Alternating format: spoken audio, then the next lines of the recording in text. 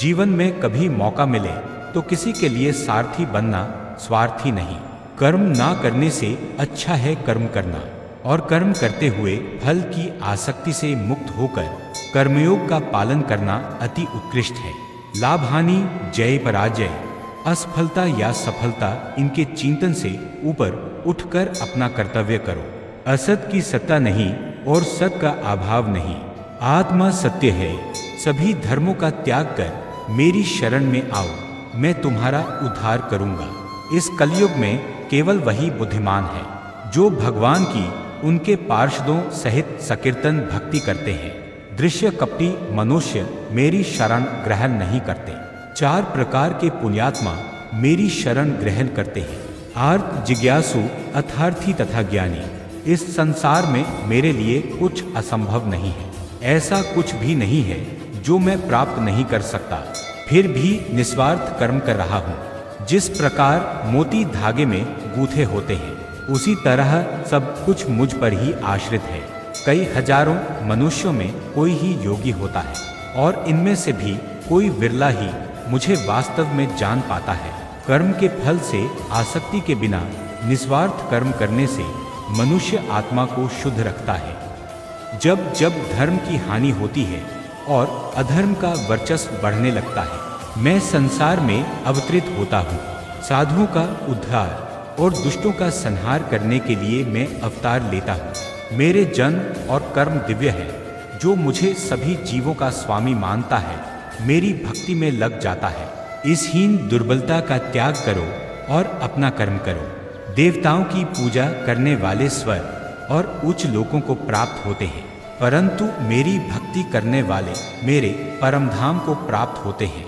जन्म जन्मांतर के बाद जैसे ज्ञान प्राप्त होता है, ऐसा महात्मा मुझे समस्त कारणों का कारण जानकर मेरी शरण में आता है। वह महात्मा दुर्लभ है। उठो और फल की आसक्ति त्याग कर कर्म करो। तुम मेरे भक्त हो और मेरे भक्त का कभी विनाश नहीं होता। सुख या दुख दोनों स्थायी नहीं है।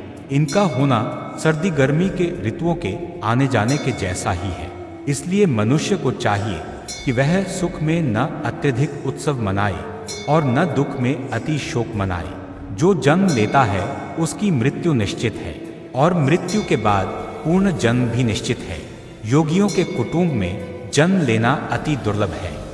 मनुष्य को चाहिए कि वह अपनी इंद्रियों को विषयों से हटाकर हृदय में मेरा ध्यान करे। ऐसा करने से वह परमानंद पाता है। मनुष्य की इंद्रियां अति वेगवान होती है। यह उस मनुष्य का भी मन हर लेती है जो उन्हें नियंत्रित करने का प्रयास करता है। इसीलिए मनुष्य को चाहिए कि वो योगाभ्यास करे और अति सावधानी से आत्मा को भवसागर से मुक्त करे। जो अपनी इंद्रियों पर नियंत्रण प्राप्त करता है और सांसारिक विषयों से मुक्त होता है, वह शांति प्राप्त करता है। लेकिन जो इंद्रियों के नियंत्रण में चला जाता है, वह सभी प्रकार के दुखों से गिर जाता है। काम से क्रोध उत्पन्न होता है और क्रोध से बुद्धि का नाश होता है। बुद्धि का नाश होने से वहाँ शांति कैसे हो सकती है?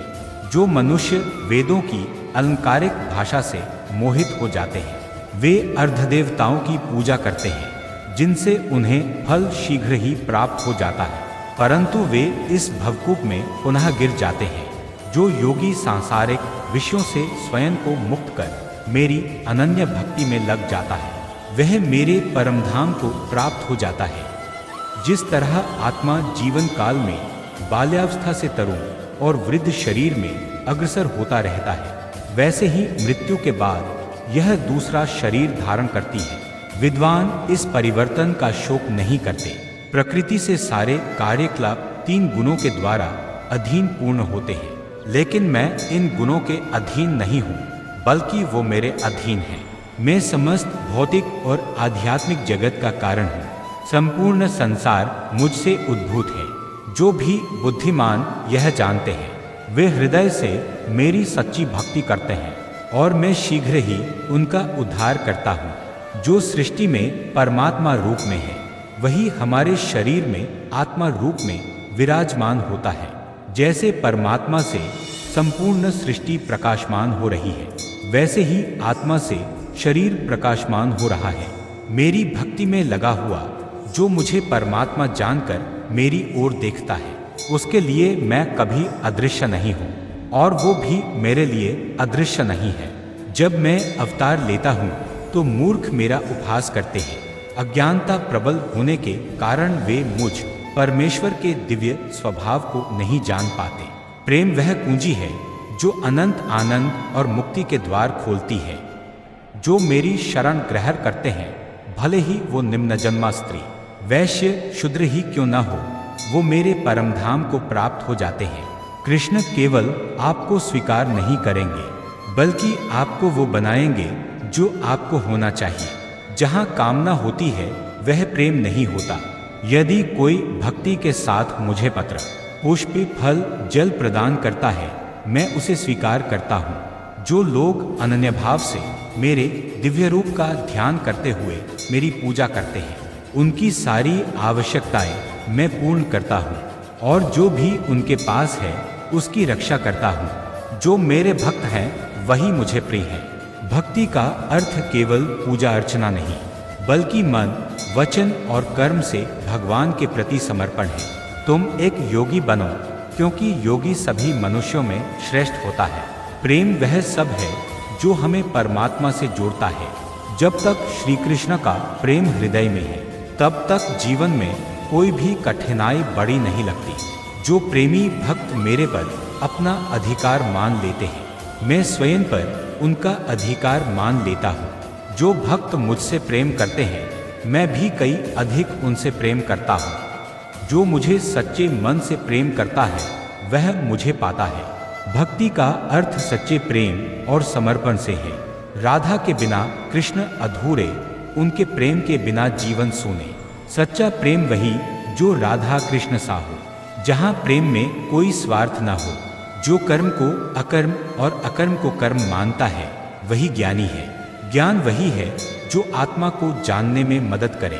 जो लाभ हानि, जय पराजय, सुख दुख से विचलित नहीं होता, वह अपनी आत्मा में ही अनंत आनंद प्राप्त कर लेता है। योग की ओर की गई अल्प प्रगति भी कठिन भय से मुक्त करती है। आत्मा अमर होती है, इसलिए किसी की मृत्यु का शोक करना विद्वानों के लक्षण नहीं है। जो मनुष्य सांसारिक विषयों का चिंतन करते हैं, उनके मन में भगवान की भक्ति का संकल्प नहीं होता, वे भवकूप में गिर जाते हैं। जो ज्ञानवान यह जान लेता है कि समस्त जीव परमात्मा के अंश हैं, वह समस्त जीवों में परमात्मा को देखता है। हमें केवल कर्म करने का अधिकार है। फल प्राप्त हो या न हो यह ईश्वर तय करता है। भक्ति का मार्ग जीवन को शुद्ध करता है। सांसारिक विषयों के प्रति इच्छाओं की कमी आत्मिक शांति की कुंजी है। अहंकार मनुष्य का सबसे बड़ा शत्रु है। जिसने अपने मन को जीत लिया, उसने शांति प्राप्त कर ली। मनुष्य अपना भाग्य स्वयं बनाता है। जैसा वह सोचता है वैसा ही वो करता है और वैसा ही वह बन जाता है। जो अपने मन पर नियंत्रण नहीं रखता, वह स्वयं का धीरे धीरे शत्रु बनता जाता है। परंतु जो योग अभ्यास से मन पर नियंत्रण रखता है, उसका मन उसके लिए एक मित्र होता है। परिवर्तन संसार का नियम है। जो कल किसी और का था, आज तुम्हारा है और कल किसी और का होगा। मन और इंद्रियों का पोषण अंत में पछतावे का कारण बनता है। ज्ञान ही मनुष्य का सबसे बड़ा धन है। ज्ञान मनुष्य को पवित्र बनाता है। जिस प्रकार एक दिया बिना आग के नहीं जल सकता, उसी प्रकार मनुष्य आध्यात्मिक जीवन के बिना अधूरा है। आध्यात्मिकता का उस वातावरण से कोई लेना देना नहीं है जिसमें आप रहते हैं। ये उस वातावरण के बारे में है जो आप अपने अंदर बनाते हैं। मनुष्य के कर्म ही उसे सच्ची सफलता दिलाते हैं। इसलिए कर्म को ईमानदारी से करना चाहिए। रजोगुण से उत्पन्न होने वाला काम बाद में क्रोध का रूप ले लेता है, जो संसार का सर्वभक्षी शत्रु है।